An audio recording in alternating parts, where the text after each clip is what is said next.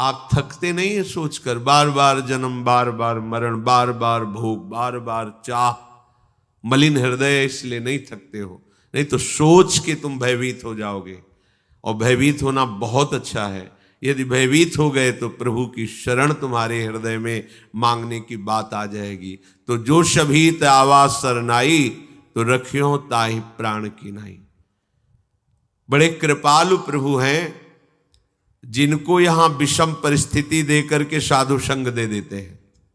बड़ी कृपा समझो, जिनकी सारी अनुकूलताओं को नष्ट कर देते हैं और एक मार्ग बना देते हैं। चलो अब तो एक ही मात्र उपाय है, संतों के पास बैठे, उनकी बात सुने, फिर हम समझें कि हमारा लक्ष्य क्या है। अब तो हमारा कोई नहीं रहा, ये सबसे बड़ी कृपा होती है।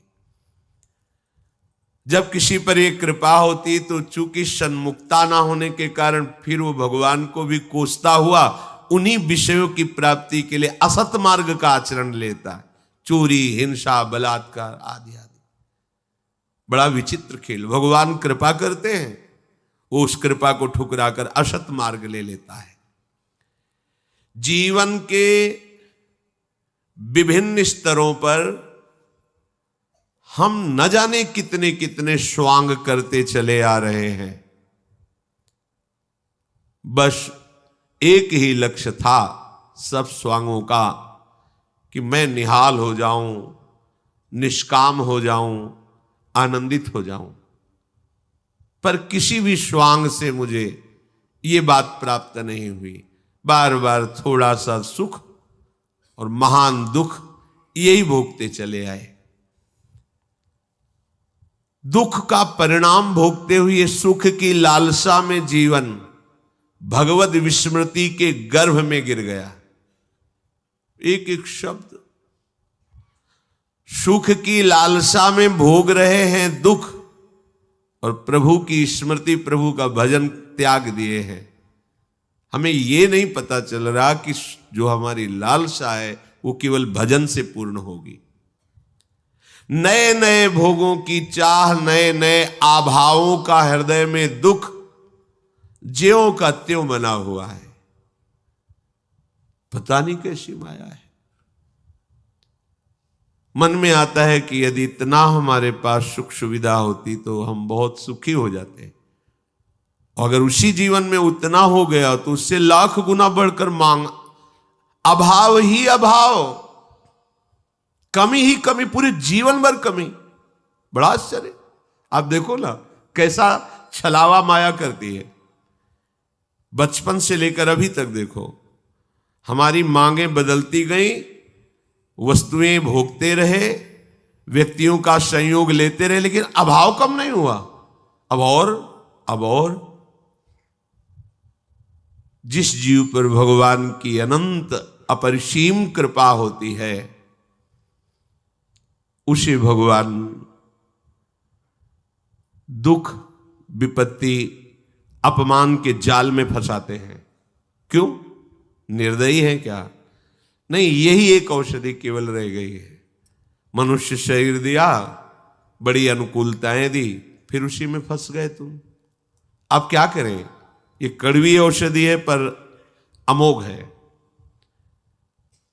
चाहे जितना उछल कूद मचाओ, कृपा समुद्र प्रभु ने अब तुम पर कृपा कर दी, अब तुमको भजन करना ही पड़ेगा। तुम्हारे लिए अब कोई रास्ता नहीं।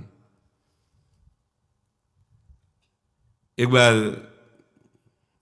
कोई महापुरुष किसी उपासक से कह रहे थे, तुम लिख लो कागज में, तुम्हारे भाग्य में विषय सुख नहीं है। अगर तुम विषय सुख के लिए चेष्टा करते हो तो मारे जाओगे।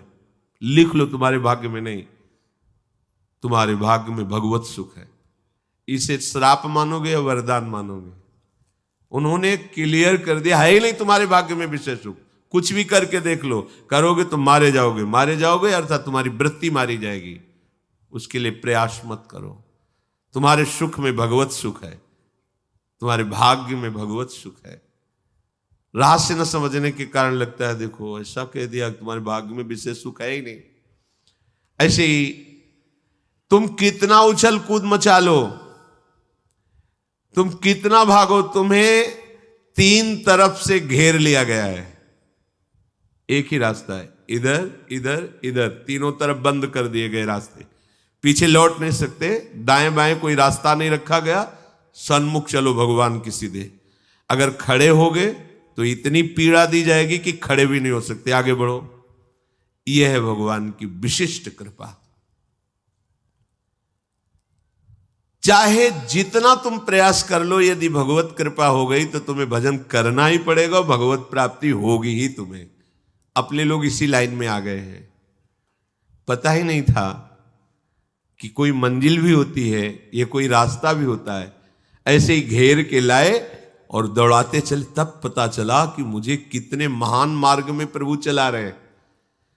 अब इसमें ऐसी प्रतिकूलताएं भी आती कि पीछे मुड़ के देखो तो कुछ है ही नहीं, बंद है, साइड में कोई है ही नहीं, आगे का रास्ता बड़ा खुला हुआ है, खड़े हो नहीं सकते। तब रोना आता है, कितने कृपालु हो, कितने कृपालु हो, केवल एक ही रास्ता रखा है, मां में ये प्रपद्यन्ते, दूसरा रखा ही नहीं। और कृपा का प्रवाह तुम्हें खड़े रहने नहीं देगा। जैसे प्रवाह होता है ना, तो उसमें हाथ पैर मारने की जरूरत नहीं है, वो तुम्हें खुद बहा के ले जाएगा। वायु का प्रवाह तिनके को बड़े उच्च स्थान में पहुंचा देता है, तिनके की सामर्थ्य नहीं है। स्वामी श्री हरिदास जी महाराज, तिनका ज्यों बयार के बस। ऐसे ही अपने लोग देखते हैं कि लाडली जू की कृपा के प्रवाह में हम बहते हुए लाडली जू की तरफ जा रहे हैं। अब हम चाहें भी उत्तर दक्षिण पश्चिम तो नहीं जा सकते, अब सन्मुख ही भागना पड़ेगा। अगर इधर उधर की तरफ ताकोगे तो जलोगे, भाग नहीं पाओगे, नहीं भाग पाओगे, क्योंकि तुम कृपा पात्र हो, अब नहीं भाग सकते। उपद्रवी बच्चे हैं, अगर जरा सी छूट मिल जाए तो घर के बाहर खेलने के लिए राजी, वो खिलाड़ी खड़े हैं, काम क्रोध लोभ मोह इशारा कर रहे हैं, आ जाओ, पर मैया इतनी बलवान है कि वैसे कलाई पकड़े हुए नहीं, उधर देखना भी नहीं है। ऐसी कृपा रूपी मां, प्रियालाल की कृपा रूपी मां हमें ऐसे पकड़े हुए है। सच्ची मानिए, प्रतिपल ये अनुभव हो रहा है कि उनकी कृपा कितनी अहेतुकी है और कितनी समर्थ है। जो हमें महान पीड़ा देने वाले वो मुस्कुरा के बुला रहे हैं, हमें लगता है इनके साथ खेलने में बड़ा आनंद है, पर वो कृपा करके ऐसे पकड़े हुए, नहीं आनंद नहीं, वो आग है, उसमें जाओगे तो जल जाओगे, नष्ट हो जाओगे, और घसीट कर कृपा हमें लिए जा रही।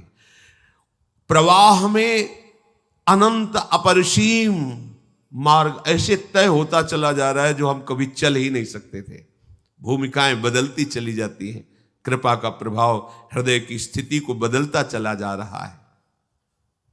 इसलिए तुम अपने विचारों में, एकादश स्कंद में भी लिखा हुआ है, यदि ऐसा अनुभव करो कि प्रभु की हमारे ऊपर अपार कृपा है, क्योंकि मुझे मनुष्य शरीर मिला, सत्संग मिला, भगवान नाम का परिचय मिला, प्रियालाल की उपासना मिली, अपार कृपा है। और जो दुख सुख पूर्व कर्म के अनुसार आए उसे चुपचाप सह लो। उपासक कभी अपने दुखों सुखों की गाथा दूसरे से नहीं कहता। अगर हम दूसरे को दुख बताएंगे भी तो क्या निवारण हो जाएगा? क्या रहीमन मन की मन व्यथा रखिए मन में गोए, सुनिठ लई हैं लोग सब बांट न लई है कोई। और हर पल प्रभु का स्मरण करते हुए मेरे ऊपर अपार कृपा हरि की है, जो ऐसा चिंतन करता है तो जैसे पिता की संपत्ति का स्वयं पुत्र अधिकारी हो जाता है, ऐसे परम पद का वो अधिकारी हो जाता है। ज्यादा प्रयास करने की जरूरत नहीं इसमें। इसमें प्रयास का मतलब है असाधन से बचना। हम प्रभु की तरफ तो उनकी कृपा से बह रहे हैं, असाधन उस कृपा के प्रवाह के विरुद्ध चलने के लिए हाथ पैर मत मारिए। बस यही प्रयास है। जो धारा तुम्हें कृपा की ले जा रही है उसके विरुद्ध आप काट कर इधर उधर चलने की कोशिश मत कीजिए, तो धारा तुम्हें प्रियालाल तक पहुंचा देगी। जो बहुत कृपा पात्र अच्छे साधक होते हैं उनके मन में भी स्फुरणाएं होती हैं भोगों की, सुखों की, किंतु वो उन मन की स्फुरणाओं को उदासीन भाव से काटते रहते हैं। जो साधारण साधक होते हैं वो भी काटने की चेष्टा करते हैं, पर द्वेष भाव से। ये सूक्ष्म विषय है। हमारे अंदर कोई भोग की इच्छा हुई, कोई भगवत विरुद्ध बात आई, तो हम उससे द्वेष करने लगते हैं। ये क्यों आई, इसको हट जाना चाहिए, हाय हाय। नहीं हटेगी, दृढ़ हो गई, क्योंकि आपने द्वेष कर लिया। जैसे कोई व्यक्ति है आपके सामने से जा रहा है और वो आपसे कटुवचन बोल रहा है और आप उसको उत्तर देने लगे, द्वेष करने लगे, तो रुक जाएगा। अब समस्या बढ़ गई। अगर चुप रहते तो बोलता हुआ चला जाता। अगर कोई अच्छा बोल रहा है, आप उससे प्रिय भाषण करने लगे, तो रुक गया। वो राग है। रागात्मक और द्वेषात्मक दोनों स्फुरणाएं उपासक के हृदय में होती है, पर जो ऊंचाई पर चढ़ने वाला उपासक होता है, दोनों इन बातों से मतलब नहीं रखता।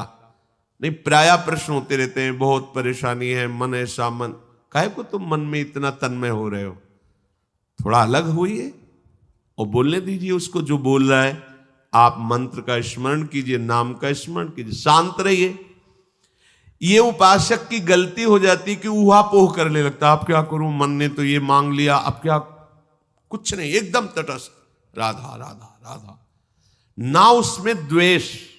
क्यों आया, अच्छा आया तो आप राग न द्वेष, बहुत जल्दी मन शांत हो जाएगा। उस उपासक का मन बहुत जल्दी शांत हो जाता है जो अपने हृदय की, मन की स्फुरणाओं से उदासीन रहता है। शब्द पकड़ो, उदासीन उसे कहते हैं, न शत्रु भाव न मित्र भाव, उदासीन। कोई मतलब ही नहीं, तू बोलता रहे। मेरे गुरुदेव ने बताया कि ये नाम जप करो, ये मंत्र जप करो, मुझे गुरु की बात माननी है, और वो नाम मंत्र चल रहा है, सदाचरण कर रहे हैं, असदाचरण की प्रेरणा मन कर रहा है, हम उदासीन है उससे। कोई परेशानी होने की जरूरत नहीं, सब परेशान हो जाते हो आप लोग। ये बहुत आंतरिक बात कह रहे हैं, इसमें हम अपने हृदय की भी बात करें। जब गुरु कृपा से ये युक्ति मिली तब समझ में आया कि बेमतलब पिट रहे थे, बेमतलब हम जल रहे थे। समस्या तो यही होती है ना, सबकी समस्या यही है। ये ऐसी जलन पैदा करके स्फुरना कहता है कि हम संकल्प बना लेते हैं, उसका साथ दे देते हैं, और संकल्प क्रिया में उतर जाता है। फिर मलिन, बार बार पश्चाताप, बार बार कसम खाना, हम ये नहीं करेंगे, फिर हम वही करते। नहीं सुधरोगे। कैसे सुधरना है? पहली बात, नाम जब चलना चाहिए। दूसरी बात, मन की बात सुनते हुए भी नहीं सुनना है। वो सुनाएगा आपको, कान बंद कर सकते हो, लेकिन श्रवणेंद्री थोड़ी, श्रवणेंद्री तो अंतर में है, वो श्रवणेंद्री को सुनाएगा। आपको उदासीन शब्द से परिचय कर लो, मतलब ही नहीं।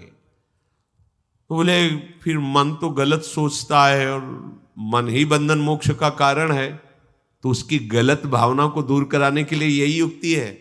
आप उदासीन हो जाओगे, उसकी स्फुरणाएं निकलती चली जा रही हैं, आपका नाम चल रहा है, नाम सद भावनाएं भरता चला जाएगा, क्योंकि आप खाली थोड़ी बैठे हो, भगवत सुमिरन परायण हो। जागने से सोने तक जिसको इसी जन्म में भगवत साक्षात्कार करना है, बहुत पॉइंट की बात है। तुम्हारे अंदर विचारों की भीड़ पैदा करेगा मन। मन ही बुद्धि है, मन ही चित्त है, मन ही सब कुछ है। क्योंकि वृत्ति के अनुसार अंतःकरण चतुष्टय कहा गया है, मुख्यतया मन ही है। निश्चयात्मक भाव होने के कारण बुद्धि कहा गया, चिंतन होने के कारण चित्त कहा गया, स्वीकृति क्रिया के होने के कारण अहंकार कहा गया है, संकल्प बनने के कारण मन का, एक ही हृदय, एक ही अंतःकरण, चतुष्टय के नाम से कहा गया वृत्तियों के कारण। बहुत अच्छी बात, बहुत अच्छी बात है। क्या? जगने से लेकर सोने तक ये तुम्हारे अंदर विचारों की भीड़ पैदा करेगा। अच्छे विचार, बुरे विचार, ये ऐसे फेंकता रहता है, इसका काम है। ये कभी शांत नहीं रहता। देखो, आप देखना, खोया रहता आदमी, चल रहा है। और साधक ऐसा नहीं होता, वो उसकी स्फुरणाओं को देखता हुआ भी मंत्र, नाम, प्रभु की तरफ रहता है। मुख्यतया लक्ष्य उधर रहता है, जांच इसकी होती रहती है। और उदासीन, बिल्कुल हृदय में जलन नहीं होती। प्रारंभ में तो जलन, ये गंदी बात क्यों सोच रहा है, ये ऐसा, अच्छी बात आई तो हर्षित हो गए, बुरी बात आई तो शोकित। मतलब तुम तदात्म हो अंतःकरण से, हटो अंतःकरण से। बिल्कुल अलग है, बिल्कुल अलग है। मान लीजिए अभी आप समझ नहीं पा रहे, बिल्कुल अलग है। वो बिल्कुल कुछ नहीं कर सकता तुम्हारा जब तक तुम उसको सपोर्ट नहीं दोगे। सपोर्ट ना देने की सामर्थ्य नाम देगा, नाम, दूसरा कोई उपाय नहीं। मान लीजिए, हृदय की बात मान लीजिए, जितना तुम नाम जप करोगे उतना तुम में बल आता जाएगा और तुम मन का निरीक्षण करोगे, मन को देखते रहोगे। अभी तुम मन को देख नहीं पा रहे क्योंकि अलग नहीं हुए। तुम ही मन बन करके मांगे कर रहे हो, मन बन करके क्रियाएं कर रहे हो, मन बन करके विचारों में फंसे हुए। बहुत गंभीरता से देखो, एक क्षण भी तुम बिना विचार के नहीं रहते। बहुत गंभीरता से देखो, वो चल रहा है, वो अपना जाल बुन रहा है, मकड़ी की तरह वो जाल बुनता रहता है, उसी में खेलता रहता है। जैसे मकड़ी अपने अंदर से जाल निकालती, उसी में खेलती रहती, ऐसे ये मन अपने अंदर से जाल फैलाता रहता है प्रपंच का, और उसी में खेलना चाहता है। उपासक को चाहिए कि उन विचारों में से, सब गंदे नहीं होते, कुछ अच्छे विचार होते हैं जो सपोर्ट कर रहे, जो मार्ग में, भगवत मार्ग में बढ़ने वाले, और जो असत विचार हैं उनसे बिल्कुल दुखी नहीं होना है। आप दुखी हो जाते हो। बहुत से उपासक रोते हुए प्रश्न करते, मैं मन से बहुत परेशान हूं। ये बिल्कुल गलत बात, आप बहुत गलत स्थिति में हैं। बिल्कुल आप रो दिए तो मार देगा वो आपको। ये भेड़िया है, बच्चों को डराता है, बड़ों के सामने पूंछ दबा के भागता है। यहां बड़े कौन है? जो भगवान नाम आश्रय लिए, बड़े का सहारा लिए हुए हैं। भगवान नाम बहुत बड़ा है। कल एक उपासक ने प्रश्न किया कि अपने बड़े को, गुरुजनों को श्रीमान ऐसे लगा के बोलते हैं, और आप राधा राधा राधा, हरिवंश हरिवंश हरिवंश, ये तो सबसे बड़े हैं। तो ये नियम लागू कर देना चाहिए कि बिना श्री के नाम नहीं लेंगे। बड़े अच्छे भाव है, सम्माननीय भाव है, पर आप जानते नहीं हो ये अक्षर ब्रह्म है। जैसे राधा, ये इतना महान है कि प्रभु भी इसका स्वाद लेते हैं। अब जो सम्मान देने लायक है उसे सम्मान दे। सम्मान देने लायक कौन है? जिसे अपमान का बोध है। और ये कौन है? ये नाम नामी को भी अधीन करने वाला जो सबसे बड़ा है।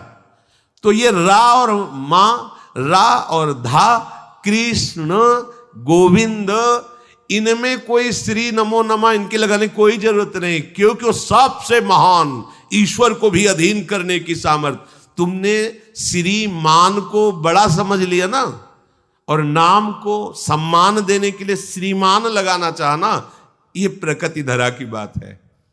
परमात्मा को भी जो अधीन कर ले उसका, वो अक्षर ब्रह्म नाम राधा। अब इसमें श्री, मान और मति ये कुछ लगाने की जरूरत नहीं। राधा मतलब इससे महान कोई है ही नहीं। जैसे किसी का नाम व्यक्ति का है, अपने से बड़ा है, तो पूज्य भाव आरोपित करने के लिए उसमें श्रीमान ऐसा लगाया जाएगा। लेकिन नाम से बड़े प्रभु भी नहीं है, तो हम क्या लगाएं उसमें? श्री और मान तो बहुत छोटी बात हो गई। नाम से बढ़कर प्रभु भी नहीं है, प्रभु भी नाम के अधीन है। नाम स्वामी है, प्रभु सेवक है। जहां स्वामी विराजमान होगा सेवक को वहां आना पड़ेगा।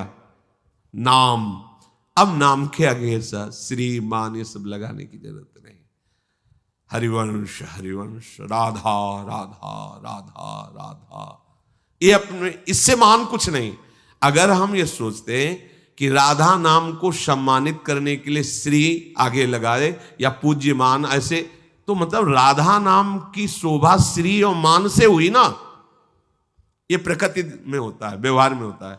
वो खुद इतना महान है कि सबसे महान ईश्वर कृष्ण भी राधा, कृष्ण नाम इतना महान है कि सर्वेश्वरी श्री लाडली जो कृष्ण कृष्ण बोल। अब वहां श्री और मान ये सब लगा लेंगे, बहुत विचार नहीं। ऐसा महान नाम जब हमारे जिह्वा पे चलेगा तब हमारी सामर्थ्य होगी कि ये जो मुझे भयभीत करने वाला मन है, विचारों के जाल में फांस कर मुझे दुखी सुखी करता रहता है, इस पर हम शासन कर सकते हैं। ये विचारों का ओहापोह साधक जब तक नहीं मिटाएगा तब तक निरंतर भजन नहीं चल पाता। सब डूबे रहते हैं। आप देखना, कोई भी कहीं भी बैठा हो, वो डूबा रहता है। नाम चल रहा है एकदम, नहीं तो कहां थे? नहीं, कुछ नहीं। क्या हो तो प्रपंच जाल में थे। आप देख लो, कोई रागात्मक वस्तु व्यक्ति स्थान, कोई द्वेषात्मक वस्तु व्यक्ति स्थान, इसके सिवा और कुछ नहीं था। देख लो, कोई लीला में नहीं डूबे थे, उसी में डूबे थे। विचारों के जाल को काटना हमारा इस समय परम कर्तव्य है। आप एक क्षण भी चूकेंगे, वो विचार का जाल फैला देगा हृदय में। इसीलिए साधक हर समय शांत, एकाग्र बुद्धि, कीर्तन में तो तन्मय, वाणी में तो सामने वाणी में दृष्टि लगी हुई, श्रवणेंद्रिय सुन रही, और मन से में एक एक अक्षर पर दृष्टि लगाए हुए उसका गान कर रहे हैं। इसको विचारों के लिए समय नहीं देना है। अगर आप मन को समय देंगे तो आपका सारा समय चाट जाएगा मन, और फिर वही जन्म मरण के चक्र में पहुंचा देगा। ये थोड़ा विचारों से आपको खाली होना है, तभी भजन बने। बोले भजन नहीं बनता, क्यों नहीं बनता? वो ठसाठस भरे हुए हैं विचार, वो भेजता चला, सत असत जो भी जन्म जन्मांतर है वो विचारों को ऐसे फेंकता जा रहा है, यहां तक कि फिर रात्रि की नींद भी खत्म हो जाती है। अगर थोड़ी झपकी लगी तो वही प्रपंच, नींद में भी स्वप्न शुरू, स्वप्न में भी वही सब प्रपंच संसार। और विचारों को काट करके भजन भरते चले जाओ, भगवत भाव भगवत विचार, तो जागृत स्वप्न सुषुप्ति स्फुरत में राधा पदाध्यक्षता। मन बढ़िया पक्ष भी है इसका, बुरा पक्ष भी है तो बहुत बढ़िया पक्ष है। इसके विचारों को नष्ट करके भगवत विचार भर दो, रात दिन बिना किसी प्रयास के भजन करेगा आपका मन ही भगवदाकार वृत्ति से युक्त हो जाएगा। उपासक को चाहिए कि इन विचारों की दयनीय दशा में ना फंसे। बहुत सुलझी हुई बात है। यदि आगे बढ़ना है अध्यात्म में तो अंदर के विचारों को काटना सीखें। हम अंदर के विचारों में आसक्त हो रहे हैं, भयभीत हो जाते हैं, क्योंकि काम आया अब तो नष्ट कर देगा। कैसे नष्ट कर देगा? कैसे नष्ट कर? हमारे पास नाम है, हमारे पास गुरुदेव की कृपा है, हरि का आश्रय है। हम मन की इस बात को नहीं मानते हैं। वो बार बार आपके सामने दृश्य लाएगा, सुख की भोगी हुई वृत्ति लाएगा, आपको आकर्षित करेगा। आपकी दृष्टि राधा नाम पे होनी चाहिए, आपकी दृष्टि गुरुदेव के वचनों में होनी चाहिए। ये हमारा दुश्मन हमारे नाश के लिए आया, कभी आपका पतन नहीं हो सकता। पर जहां स्फुरणा हुई तो आप दुश्मन भाव छोड़ करके मित्र बना लिया और उसी के भाव में विचरने लगे। अब वो आपको नष्ट कर देगा। एक बार मलिन भाव जीत जाता है तो हजारों बार जीतने की उसमें ताकत आ जाती है, और एक बार मलिन भाव को मिटा दोगे तो हजारों बार मिटाने की ताकत आ जाएगी आप में। इसमें प्रारब्ध काम नहीं करता। भाग्य में होगा तो बच जाएंगे, नहीं बचोगे, पहले समझ लो। इसमें प्रारब्ध काम नहीं करता, इसमें विवेक काम करता है, भजन काम करता है। प्रारब्ध से कोई त्यागी महात्मा नहीं बनता, प्रारब्ध में नहीं लिखा है। ये भजन से त्याग उत्पन्न होता है। विवेक हुआ, विवेक से असत का त्याग और सत में स्थिति। ये जो लोग कहते हैं ना भाग्य होगा तो फिर, अरे भाई हमारे भाग्य में भजन कहाँ लिखा है? तो किसके भाग्य में भजन लिखा है? भजन भाग्य में नहीं लिखा है। भजन करने के लिए मनुष्य जन्म दिया गया है। अब आप भजन न करो, भोगों को भोगो, ये तुम्हारी बात है। प्रारब्ध से केवल सुख दुख मिलता है, भजन नहीं। भजन का मार्ग कृपा से मिलता है, और हम पर कृपा हो गई है। अब हमको विचारों में नहीं फंसना है, विचारों को काटते हुए भजन में फंसना है। भजन का निरंतर तैल धारावत चिंतन में लाना, विचारों को नष्ट कर देना है।